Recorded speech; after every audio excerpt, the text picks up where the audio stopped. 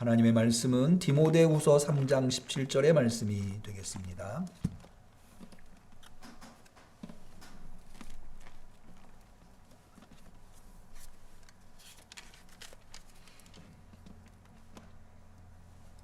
신약 성경 346페이지 주연절 후 5번째 주일에 어려운 시대를 살아내고 있는 우리 응암교회 성도님들, 그럼에도 불구하고 주님 앞에 나와 예배드리시는 우리 응암교회 성도님들에게 주시는 소중한 하나님의 말씀 디모데후서 3장 17절 말씀을 마음에 고이 새기는 의미에서 저와 한 목소리로 하나님의 말씀을 받들어 읽도록 하겠습니다.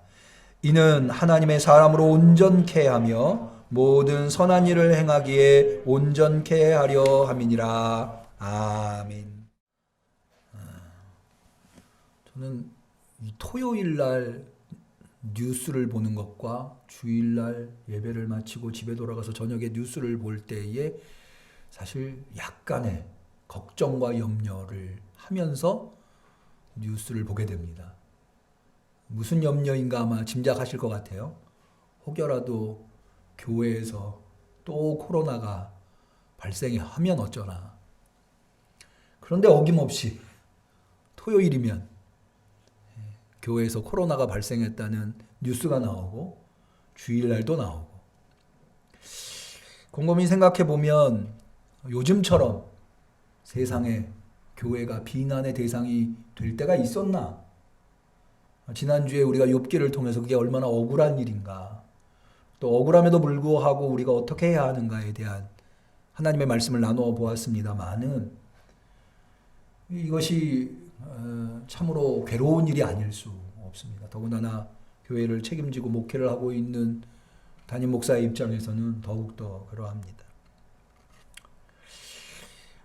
우리가 억울하다고만 할 것이 아니라 이런 사회적인 현상을 경험할 때에 혹시 우리가 우리 스스로를 좀 성찰해 봐야 할 부분은 없는가. 이런 것들이 굉장히 중요하거든요. 물론 그 비난에는 억울한 측면이 많이 있습니다만 그럼에도 불구하고 성숙한 인격, 성숙한 신앙이라고 한다면 내가 들을 이야기가 없는가, 내가 나를 돌아봐야 할 부분이 없는가, 이런 것들을 생각하고 반추함으로 말미암아 교훈을 얻을 필요가 있다는 거죠. 그럼으로써 한 단계 더 도약하고 성숙한 신앙인이 될 수 있는 겁니다. 그래서 이런저런 고민을 많이 하게 되는데요. 결론부터 말씀드리자면 오늘날 한국교회가 이렇게 세상으로부터 손가락질 받고 비난받는 근본적인 이유에는 우리의 신앙이 그동안 편협하지 않았는가 라고 하는 것. 편협한 신앙이 지금까지는, 코로나가 발생하기 전까지는 문제가 없었는데 그 편협한 신앙으로 문제가 발생한 것이 아닌가 라는 생각에 이르게 되었습니다. 왜 그런가 하면 사실 이 교회가 가지고 있는 공동체의 특수성이라고 하는 것 때문에 그런 듯 합니다. 교회는 이 세상에 있는 공동체들 중에 아주 유니크한, 독특한 부분이 교회만 가지고 있는 특성이 있습니다. 그게 뭐냐 하면 바로 교회는 하늘을 지향하는, 하나님의 나라를 지향하는 종말론적 공동체라고 하는 겁니다. 이 세상의 모든, 심지어 가정까지도 이 세상의 모든 공동체는 다 이 세상 것을 지향합니다. 그런데 교회는 이 세상 것을 지향하는 것이 아니라 하나님의 나라, 하늘의 것을 지향하는 공동체가 교회입니다. 그런 의미에서 교회는 이 세상 공동체와 차별화되어 있는 공동체입니다. 그러기에 우리의 신앙은 늘 하늘을 향해 있어요. 하나님을 향해 있어요. 그리고 그것을 가장 중요한 가치로 여기고 있습니다. 지금까지는 그러한 신앙적 특성, 교회 공동체의 특성으로 신앙생활을 하고 교회를 이끌고 오는데 문제가 없었습니다. 그런데 코로나로 말미암아 이제 문제가 된 부분은 뭐냐 하면 교회가 하나님의 나라, 하늘을 지향한다고 하는 것으로만 머물러 있고, 교회가 그럼에도 불구하고 이 땅 위에 있다고 하는 것. 하늘을 지향하지만, 하나님을 지향하지만 이 땅 위에 여전히 있다고 하는 것, 이 부분을 놓치고 있지 않았는가. 무슨 이야기인가 하니 하나님과의 관계 대단히 중요합니다. 그게 가장 근본적이에요. 그러나 그 교회가 주님이 오시는 날까지는 이 땅에 있어야 되거든요. 그래서 이 땅에서 사회 공동체 안에 존재하는 공동체로서, 그러니까는 이웃과 교회와 다른 이웃들과의 관계성, 이런 것들은 우리가 소홀히 여기지 않았는가. 그러니까는 이 코로나 전국에서 이제까지는 교회가 그렇게 하늘만 지향하고 하나님만 지향해도 이 사회에서 우리가 하는 역할이 없다 하더라도 문제가 별로 없었어요. 그냥 사회는 사회의 공동체들은 사회 공동체가 지향하는 바들을 가면 됐고, 우리는 우리가 지향하는 바를 가면 됐어요. 그런데 이 코로나라고 하는 것이 서로가 서로에게 지대한 영향을 줄 수밖에 없는 상황이 되어서 교회 공동체가 코로나가 발생하면 주변 공동체에 영향을 줄 수밖에 없게 된 거죠. 그러니까는 서로가 막 경계하는 거예요.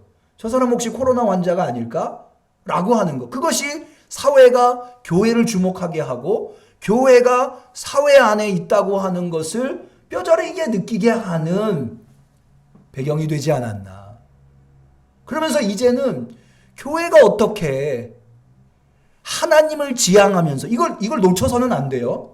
하나님을 지향하고 하늘을 지향하면서 동시에 이 사회의 일원 구성원으로서 책임적인 존재로, 그러니까 우리의 신앙이 하늘을 지향하는 신앙일 뿐만 아니라 이 사회 안에서도 모범적인 신앙인으로서 편협한 신앙이 아니라 온전한 신앙으로 살아갈 것인가.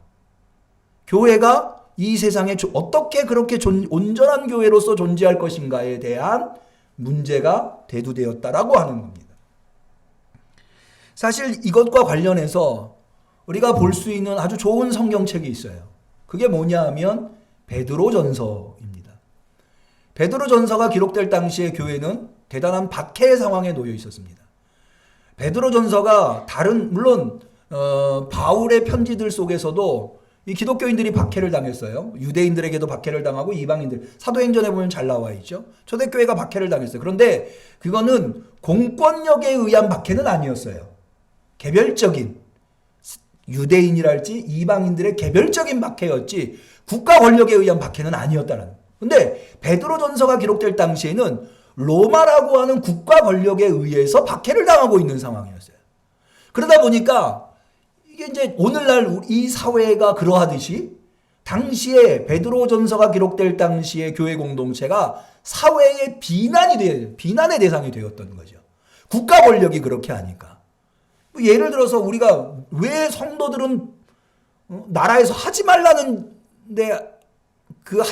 것을 그렇게 하느냐라고 비난받듯이 베드로전서가 기록될 당시에도 똑같은 비난을 그리스도인들이 받았다고 하는 거예요. 이것을 베드로전서를 읽어보면 잘 나오는데요. 베드로전서 3장 14절에 보면 이렇게 되어 있어요. 그러나 의를 위하여 고난을 받으면 복이 있는 자니라고 해서 신앙을 지키느라고 고난을 받는 상황이라고 하는 것을 우리가 미루어 짐작해 볼 수 있죠. 그러나 그럼에도 불구하고 베드로 사도는 뭐라고 교회에게 권면하고 있는가 하면 악을 악으로 갚지 말라는 거예요. 오히려 악을 선으로 갚으라는 거예요. 베드로전서 3장 9절에 악을 악으로 욕을 욕으로 갚지 말고 도리어 복을 빌라 이를 위하여 너희가 부르심을 입었다. 다시 말해서 우리가 생각할 때는 저 사람들이 부당하게 우리를 비난해요. 억울해요. 그렇다고 해서 우리도 똑같이 갚아주지 말라는 거예요. 저들이 아무리 억울하게 우리를 한다 하더라도 우리는 그것을 선으로, 베드로전서 3장 16절 선한 양심을 가져라. 이는 그리스도 안에 있는 너희의 선행을 욕하는 자들로 그 비방하는 일에 부끄러움을 당하게 하려 함이라. 그러니까 부당하게 세상이 교회를 욕해요? 그리스도인들을 욕해요? 그렇다고 해서 같이 욕하지 말고 그들이 욕하는 것을 부끄럽게 만드는 방법은 뭐냐? 그들이 더 이상 욕하지 못하도록 만드는 방법은 더 그들에게 선을 베풀라는 거예요. 그래서 그들이 교회 공동체 혹은 교회나 그리스도인들은 다 나쁜 사람들이야 라고 하는 비난이 얼마나 거짓인가를 스스로 증명해 보여라. 이게 바로 베드로전서가 우리에게 전해주는 교훈입니다. 그러면 우리는 사실은 이 일이 쉽지 않아요. 여러분 누가 말이죠. 저는 예전에 그런 경험을 한번 했는데 제가 어느 집 앞에 차를 대고 있는 그분을 병원으로 모셔야 제 차로 모셔야 될 상황이어서 그분이 이제 장애가 있으셔가지고 그분이 나올 때까지 기다리고 있었어요. 한참을 기다려도 안 나오셔요. 그래서 제가 경적을 한번 울렸어요. 빵 하고 울렸는데 어떤 분이 그 마을에 어떤 분이 좀 지나가시다가 제 경적에 좀 놀라셨나 봐요. 제가 빵 하고 경적을 울리니까 그때부터 저를 노려보기 시작하는데요. 가던 길을 멈추고 저를 노려보는데 한 1분을 서서 저를 노려보더라고요. 아무 말도 안 하셨어요. 그냥 저를 노려보시기만 하셨어요. 그런데도 막 제가 속에서 부글부글 끓어오르더라고요. 사람의 마음이라는 게 그래요. 제가 목사임에도 불구하고 누군가 나를 안 좋은 말을 하는 것이 아니라 안 좋은 눈빛으로만 쳐다봐도 막 화가 치밀어 오르는 게 인간이에요. 그런데 내가 부당하게 누군가에게 손가락질 당하고 욕한다면 내가 그 사람한테 좋은 말이 나가겠습니까? 참 대단히 어려운 일이에요. 근데 베드로는 뭐라고 얘기하냐면 그가 나한테 욕하면 욕할수록 더 잘해주라는 거예요. 이게 쉬운 일입니까? 어떻게 하면 분명히 성경이 그렇게 가르쳐주고 있기 때문에 우리는 이 문제를 성경의 방법대로 해결해야 할 텐데 어떻게 하면 이런 편협한 신앙에서 벗어나 그러니까 제가 편협하다라고 하는 게 좀 부정적이긴 합니다만은 하늘만 지향하는 신앙에서 더 성장해서 이 세상까지도 품을 수 있는 그런 신앙인으로 그런 교회로 온전한 교회로 우리가 거듭날 수 있을까? 어떻게 그쪽으로 나아갈 수 있을까? 대단히 어려운 일이죠. 이 어려운 문제 앞에서 저의 고민을 해결해주는 하나님의 말씀이 있었는데 그게 바로 디모데후서 오늘 우리가 읽은 3장 17절의 말씀. 한번 다시 볼까요? 이는 하나님의 사람으로 온전케 하며 모든 선한 일을 행하기에 온전케 하려 함이니라. 자, 이 말씀이 대단히 중요한 이유는 우리가 이제까지 하나님을 지향하고 하늘의 것을 지향했어요. 하나님의 사람으로 온전케 하며 뿐만 아니라 모든 선한 일을 행하기에 우리가 이제까지 부족한 부분이 이 부분이었다는 거예요. 모든 선한 일을 행하는 데에 온전하지 못했다라는 거죠. 근데 그것까지도 온전케 하는 방법이 여기 나와 있는 거예요. 하나님의 사람으로 온전케 하며 모든 선한 일을 행하기에 온전케 하려 함이니라 라고 하는, 그러니까 이 말씀이 너무나도 소중하게 저한테 다가오게 된 거죠. 모쪼록 우리 응암교회와 우리 응암교회 성도님들은 하나님의 사람으로서 온전할 뿐만 아니라 모든 선한 일을 행하기에도 온전할 수 있는, 그래서 온전한 교회, 온전한 신앙인. 올해 우리 표가 뭐죠? 온전하라. 온전한 교회, 온전한 신앙인이 되시기를 주님의 이름으로 간절히 축원합니다. 그럼 방법이 뭐냐? 도대체 이 디모데후서는 바울이 디모데에게 보낸 편지인데요. 여기에서 어떻게 하나님의 사람으로 온전케 하며 모든 선한 일을 행하기에 온전할 수 있도록 하는 방법으로 바울이 디모데에게 제시한 게 뭐냐? 이걸 좀 살펴보려고 하는데요. 먼저 이 디모데후서라고 하는 하나님의 말씀이 어떤 성격을 가지고 있는가에 대해서 우리가 좀 살펴볼 필요가 있습니다. 이 디모데후서는 목회서신 중에 하나입니다. 바울이 쓴 편지들 중에 목회서신이 3권이 있는데요. 우리 성경에 디모데전서, 디모데후서, 그리고 그 다음에 나오는 디도서, 이렇게 3권이 목회서신입니다. 이 목회 서신은 바울의 서신들 중에서 아주 독특한 자리를 차지하고 있는데요. 그건 뭐냐 하면 보다 사적이면서 바울의 다른 서신들에 비해서 보다 사적이면서 그럼에도 불구하고 공적인 무슨 얘기인가 하니 자 앞서 말씀드린 대로 디모데전후서 디도서는 바울이 디모데라고 하는 인물과 디도에게 보낸 편지입니다. 그런데 바울의 다른 편지들 예를 들어서 로마서, 고린도전서, 갈라디아서, 에베소서 이런 건 다 누구에게 보낸 겁니까? 교회 공동체 어떤 특정인에게 보낸 것이 아니라 교회 공동체에게 보낸 거예요. 교회가 안고 있는 문제를 해결하기 위해서 바울이 쓴 편지라고 할 수 있어요. 그런데 이거는 개인에게 보낸 편지이기 때문에 그런 로마서나 고린도전후서, 갈라디아서보다는 사적인 편지라고 할 수가 있는 거죠. 보다. 그럼에도 불구하고 그러면 바울의 편지들 중에 서신 중에는 매우 개인적이고 사적인 편지 하나가 있는데 그게 뭐냐면 빌레몬서예요. 근데 빌레몬서는 목회 서신이라고 하지 않아요. 왜 그러냐? 빌레몬서는 개인이 바울이라고 하는 개인이 빌레몬에게 사적인 부탁이 있어서 쓴 편지라고 한다면 디모데전후서 디도서는 그게 아니라 디모데와 디도가 바울이 개척한 교회의 후임 목회자로 목회하고 있는 거예요. 목회자로서의 목회적 조언을 하기 위해서 그러니까는 그들이 가지고 있는 공적 업무를 위해서 쓴 편지가 바로 목회서신이라고 하는 거죠. 그런데 특별히 이 목회서신에 디모데와 디도가 선택된 이유가 있어요. 여러분 바울이 많은 교회들을 세웠으니까 어찌 목회자가 디모데하고 디도만 있겠습니까? 다른 목회자들도 많이 있지 않겠어요? 그럼에도 불구하고 디모데와 디도에게 쓴 편지를 성경에 포함시킨 이유는 디모데와 디도가 가지고 있는 유의미한 위치 때문에 그렇습니다.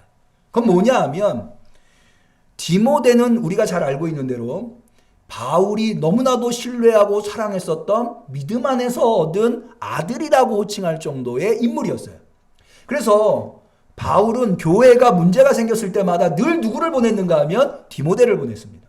고린도 교회에 문제가 생겼을 때도 디모데를 보냈고 그리고 로마 교회에 문제가 생겼을 때도 디모데를 보냅니다. 그런데 디모데는 그래서 바울이 사도행전에 의하면 바울의 마지막 여정인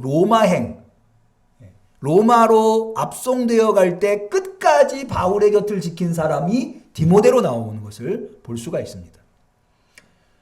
그런데 이 디모데는 출신이 어떠한가? 어머니가 유대인이고 아버지는 헬라인이었어요. 그러니까 혼혈이라고 볼 수가 있는 거죠. 그러니까는 대개 이제 어머니가 유대인인 경우에는 유대인으로 인정을 해줍니다. 그래서 디모데가 비록 아버지가 헬라인이었음에도 불구하고 반유대인이라고 해서 유대인으로서 바울과 함께 이방인들에게 복음을 전한다고 하는 측면에서 의미를 가지고 있어요. 그런데 디도는 그럼 어떤 인물이냐?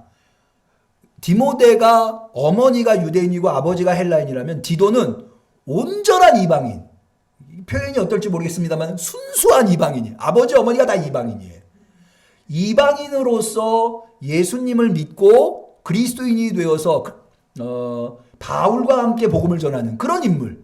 그래서 바울이 1차 전도여행을 통해서 디도를 얻게 되는데 1차 전도여행을 끝내고 예루살렘에서 예루살렘 회의, 예루살렘 사도회의가 이방 선교를 어떻게 할까? 이방인들을 어떻게 그리스도인 공동체, 교회 공동체 일원으로 받아들일 것이냐, 율법과 할례의 문제를 어떻게 할 것이냐라고 하는 논의를 했을 때에 바울이 데리고 간 인물이 디도라고 하는 인물이었어요.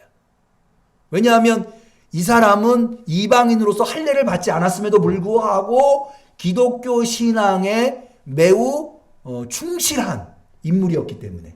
그래서 율법과 할례를 하지 않아도 얼마든지 모범적인 그리스도인이라고 말할 수 있는 이방인이 있다고 하는 사례로 디도를 바울이 데려갔던 거죠. 그리고 디도를 바울은 목회자로 세운 거예요. 그런 의미에서 디모데전후서, 디도서는 목회서신으로서의 의미가 있다. 디모데전서와 비교해 본다면 디모데전서는 주로 디모데의 직능, 목회자로서의 역할을 어떻게 해야 하는지 그러니까는 디모데전서는 보다 더 공적인 편지에 해당한다고 볼 수 있습니다. 예를 들자면 교회 안에 거짓 교사들과 거짓 선지자들을 어떻게 치리할 것이냐 라고 하는 문제랄지, 아니면은 교회 안에 여러 종류의 성도들을 목회자로서 어떻게 대해야 할 것이냐, 예를 들어서 젊은 여성 성도, 또 젊은 남성 성도, 나이 든 여성 성도, 나이 든 남성 성도, 혹은 과부들, 이런 다양한 계층에 있는 성도들을 어떻게 대할 것이냐, 이런 것에 대한 조언이랄지, 아니면은 교회 안에 여러 직분이 있지 않습니까? 집사님도 있고 감독도 있고 여러 직분들이 있는데 그런 직분들을 어떻게 세워나갈 것인가 라고 하는 것에 대한 조언들이 디모데 전서에 담겨 있다면, 디모데 후서는 그거보다는 좀 더 사적인, 그러니까 목회자 개인으로서 리더십을 어떻게 지킬 것이냐, 내 경건 훈련. 여러분, 초대교회는요 대단히 목회자 중심적 교회였다고 할 수가 있습니다. 왜냐하면 오늘날 교회랑 비교해 볼 때 초대교회는 오직 예수 정신으로 모여있는, 그러니까 오늘날 교회는 교리도 있고 체계도 있고 여러 가지 질서가 있잖아요. 교단도 있고 질서가 있지 않습니까? 근데 초대교회는 그런 게 없었어요. 오직 예수 믿고 모인 사람들이었어요. 그러니까는 어떤 면에서 보면 저는 간혹 우리 신학자분이랄지 목회자분이랄지 이런 분들이 초대교회로 돌아가자 뭐 이렇게 얘기를 하는데, 그 의미는 알겠어요. 무슨 의미? 초대교회가 가지고 있는 영성, 신앙적 열심, 순교적 각오 알겠어요. 그런데 사실은 저는 초대교회로 돌아가고 싶지 않아요. 왜냐하면 제가 이제 사도행전을 연구해 보니까, 그리고 또 바울 서신을 연구해 보니까 초대교회가 얼마나 문제가 많은 교회인지 몰라요. 초대교회에 바울이 세운 교회마다 다 싸움 바가지, 얼마나 많은 갈등과 얼마나 많은 다툼이 있는지 몰라요. 그럴 수밖에 없는 게, 초대교회는 예수 믿는 사람들이 그냥 모인 거예요. 그러니까는 체계도 없고 질서도 없고 그런 거죠. 그러니까는 혼란스러울 수밖에 없었어요. 그러니까는 지도자의 역할이 대단히 중요했어요. 그래서 지도자로서 성도들에게 지도력을 발휘할 수 있도록 지도자는 어떻게 자기의 영성이랄지 인품을 갖추어 나가야 하는가 라고 하는, 다시 말해서 지도자가 하나님을 지향해야 되겠죠. 하나님의 사명자니까, 교회의 목회자가. 그러면서도 동시에 성도들 앞에서 어떻게 모범적인 삶을 살아내야 하는가. 여러분, 제가요 한 5, 6년 전에, 지금 올해부터 제가 청년회를 맡고 있습니다만은, 한 초창기에 제가 응암교회 부임해 왔을 당시에 제가 청년회를 맡은 적이 있어요. 그때 청년들을 데리고 여름 수련회를 농화를 갔어요. 농촌 봉사활동을 갔어요. 당시에 상산교회에서, 상산교회라고 하는 경기도 상주에 있는 교회의 한 집사님의 비닐하우스, 오이 농장을 하는 비닐하우스에 농화를 갔는데, 그 해에 비가 많이 내려가지고 비닐하우스 안에 오이를 심었는데 물이 들어와서 오이가 다 썩은 거예요. 그러니까는 이 비닐하우스를 걷어내고, 사실은 비닐하우스를 치는데 수천만 원이 들었는데 이거 다 이 대출을 받아서 지은 거라 하더라고요. 그런데 이게 다 오이가 썩어버린 거죠. 그러니까는 비닐하우스를 걷어내고 그 밭을 정리를 해서 새로운 작물을 심어야 빚도 갚을 거 아니겠어요? 그런데 이 비닐하우스를 걷어낼 사람이 없는 거예요. 인력이 없는 거예요. 있겠죠. 근데 비용이 많이 드는 거예요. 그래서 우리 청년들이 한 20여 명이 가서 거기에서 그 농화를 해주면서 그걸 걷어냈어요. 그런데 생각을 해보세요. 이제 농화를 하러 갔는데 비닐하우스를 한 4동 정도 있는데, 비닐하우스 문을 열었는데 여름이잖아요. 여름 수련회로 갔으니까. 그 안에서 오이 썩는 냄새, 오이를 키우려면은 퇴비 좋겠죠. 퇴비 냄새, 오이 썩는 냄새가 문을 여는 순간 확 나오는 거예요. 게다가 비가 많이 와서 이게 질척거려가지고 오이가 썩었으니 그 들어간 바닥이 어땠겠어요? 다 진흙버리겠죠. 청년들 중에 아무도 들어가려고 하지 않는 거예요. 어떻게 해야 될까요? 제가 선봉했었죠.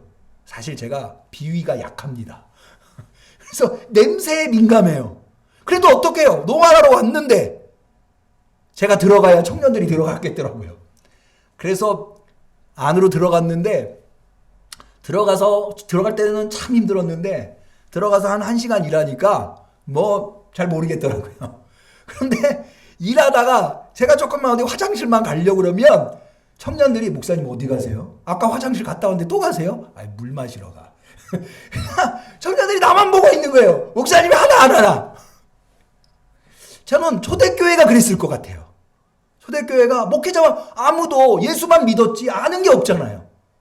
세상은 혼돈하고 교회는 무질서하고 목회자만 말. 그러니까 목회자가 하나님을 잘 섬길 뿐만 아니라 성도들도 잘 이끌어야 돼요. 여기 바울이 이야기하는 대로 하나님의 사람으로 온전해야 할 뿐만 아니라 목회자가 모든 선한 일을 행하기에 온전해야 했던 거죠. 그런 목회자의 입장을 누구보다도 바울이 잘 알아서 바울이 여기에 디모데 후서에 사랑하는 아들 디모데에게 어떻게 하면 네가 온전한 하나님의 사람이 되고 모든 선한 일을 온전히 행할 수 있는 훌륭한 목회자가 될 것이냐 라고 하는 것을 조언하고 있는 거예요. 여기에 대한 어떻게 온전한 하나님의 사람이 되며 온전히 모든 선한 일을 행할 수 있는가에 대한 바울의 해답은 결론부터 말하면 성경에 있다는 거예요. 성경. 자, 우리 한번 본문을 다시 볼까요? 성경의 기능이 뭐냐라고 할 때 15절을 한번 볼까요? 15절에 또 내가 어려서부터 성경을 알았나니 성경은 능히 너로 하여금 그리스도 예수 안에 있는 믿음으로 말미암아 구원에 이르는 지혜가 있게 하느니라. 성경엔 지혜가 있어요. 여러분, 시대가 혼란스러울수록 문제가 생겼을수록 뭐가 필요해요? 지혜가 필요해요. 지혜가. 문제를 해결하려면 지혜가 있어야 되죠. 근데 어디에 지혜가 있어요? 성경에 지혜가 있다는 거예요. 오늘날 우리 시대도 마찬가지지만 바울이 이 편지를 쓰던 1세기 그레코 로마 사회에는 지혜를 최고의 가치, 당시의 시대사조가 영지주의거든요. 그노시스라고 하는, 그게 바로 지혜를 추구하는 사상이에요. 근데 그 지혜는 영지주의에 있는 것이 아니라는, 어떤 철학에 있는 것이 아니라 플라톤, 아리스토텔레스나 이런 데에 있는 게 아니라는 거예요. 어디에? 성경에. 믿으시기를 바랍니다. 오늘날도 마찬가지예요. 우리가 이 세상을 살면서 사실은요, 성경이, 지난주에도 제가 그런 말씀을 드렸습니다마는 성경이 우리에게 있다고 하는 것은 얼마나 소중한 일이고 얼마나 다행스러운 일인지 몰라요. 내가 영어를 잘하고 싶어요. 근데 영어를 아무리 잘하고 싶어도 모르는 단어가 있기 마련이에요. 모르는 단어가 생기면 어떻게 해야 될까요? 요즘 젊은 사람들 스마트폰으로 다 찾아보지만 제가 학생 때는 사전이 있어요. 영어 사전. 영안사전, 영영사전. 사전이 있어야 공부를 제대로 할 수 있어요. 영어를 잘 할 수 있어요. 성경은 마치 그런 것과 같아요. 내가 인생을 살면서 문제가 생겼어요? 그럼 난 뭘 보면 돼요? 성경을 보면 돼요. 성경을 찾아보면 되는 거죠. 그러니까 성경이 우리 곁에 있다고 하는 것이 얼마나 다행스러운 일인가 알 수가 있는 거죠. 왜? 성경에는 지혜가 있어요. 근데 특별히 성경이 우리에게 가르쳐주는 지혜는 어떤 지혜냐? 구원에 이르는 지혜라는 거예요. 다시 볼까요? 너로 하여금 그리스도 예수 안에 있는 믿음으로 말미암아 구원에 이르는 지혜다. 여러분, 그래서 성경에 있는 지혜가 아주 좋은 지혜. 세상의 지혜는요, 잠깐 필요했다가 그 다음엔 쓸모 없어지는 지혜. 그런데 오직 유일하게 성경에 있는 지혜는 다른 데서 쫓아올 수 없는 지혜가 성경에 있는데 구원에 이르는 지혜라. 근데 더 놀라운 사실은요, 이 구원이라고 하는 것이 성경이 가지고 있는 이 구원하는 지혜라고 하는 것이 그 성경을 배우는 사람의 능력에 따라서 구원에 이르기도 하고 이르지 못하게도 하는 그런 종류의 것이 아니에요. 다시 보죠. 능히 너로 하여금. 성경은 능히 너로 하여금. 성경을 읽는 사람이라면 많이 배운 사람이건 못 배운 사람이건 힘이 있는 사람이건 없는 사람이건 능히 구원에 이르는 지혜를 줄 수 있는 게 성경이라는 거예요. 믿으시기를 축원합니다. 그러면 성경은 어떻게 이런 능력이 있는가? 그 대답이 16절에 나옵니다. 모든 성경은 하나님의 감동으로 되었다는 거예요. 성경은 하나님의 감동으로 되었기 때문에 이 감동이라고 하는 단어가 아주 재밌는 단어인데요. 하나님의 바람, 왜 푸뉴마라고 하는 것이 이 바람이거든요. 하나님의 바람으로 되었다는 거예요. 다시 말해서 하나님의 영. 고대 사람들은 영과 바람을 비슷하게 생각을 했어요. 하나님의 바람으로. 근데 곰곰이 생각해 보면요. 자, 우리가 바람이 불 때 그 가운데 있으면 바람이 안 불 때와는 현상이 달라지는 것을 볼 수 있어요. 예를 들어서 머리카락이 날릴 수 있죠. 또 옷 같은 것들이 날릴 수 있어요. 이게 내 몸에 부착되어 있는 것만 날리는 것이 아니라 내 몸도 사실은 바람이 불면 사람이 움츠러들게 되죠. 바람을 피하려고. 이런 현상들은 바람이 안 불면 하지 않는 행동들이에요. 바람이 부니까. 그러니까 하나님의 영에 사로잡혀 있는 사람들은 하나님의 영에 의해서 변화된 모습을 보여주게 되는데 그게 바로 하나님의 뜻을 거기에다 기록하는 거예요. 하나님의 능력이 거기에 있는 거예요. 여러분, 하나님의 영은 하나님의 능력으로 또 묘사되기도 해요. 여러분, 사도행전 1장 8절 성령이 하나님의 영이 너희에게 임하시면 너희가 뭘 받죠? 권능을 받고.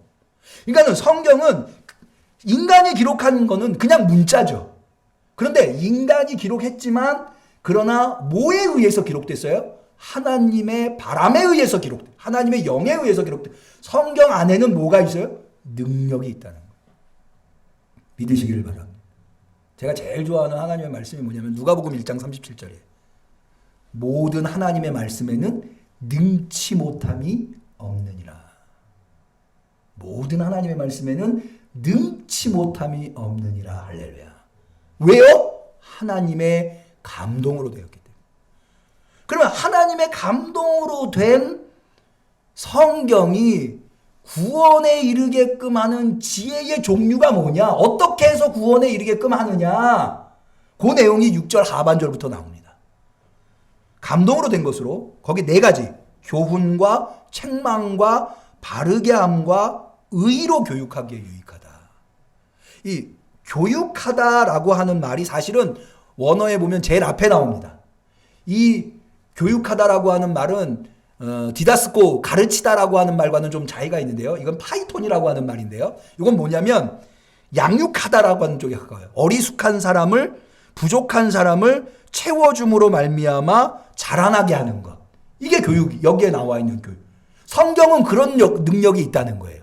어떻게? 자, 교훈과 책망과 바르게 함과 이게요. 이 단어들이 그냥 나열되어 있는 게, 자 보세요. 교훈이라고 하는 건 뭐냐면 하나님이 누구인가 주로 교리적인 부분이에요. 예컨대 우리가 알고 있는 가장 대표적인 교리가 뭐죠? 삼위일체. 성경은 우리가 알 수 없는 하나님에 대한 것들을 우리에게 가르쳐 준다는 거예요. 그래서 하나님의 사람으로 온전케 하는 거예요. 하나님을 섬기는, 하나님이 누구인가를 알아야 하나님을 제대로 섬길 거 아니겠어요? 뿐만 아니라, 자, 책망이라고 하는 것은 잘못된 것을 잘못됐다고 알려주는 거예요. 책망. 여러분, 인생을 살다 보면 책망이 필요할 때가 있어요. 내가 잘못되고 있는데 잘못된 길로 간 것조차도 모른다면 그 사람이 어떻게 제대로 된 삶을 살아갈 수 있겠습니까? 잘못됐을 때 잘못됐다고 하는 걸 깨달을 수 있어야죠. 근데 문제는 뭐냐면 책망만 있어서는 안 돼요. 여러분, 누군가를 잘못됐다고 이야기하는 거는 쉬운 일일런지 몰라요. 잘못됐다고 얘기했으면 그러면 바른 길을 가르쳐 줘야 될 거 아니에요. 어떻게 해야?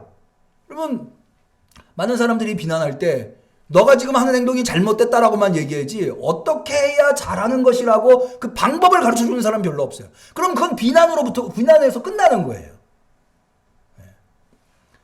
그런데 성경은 책망에서 끝나는 게 아니에요.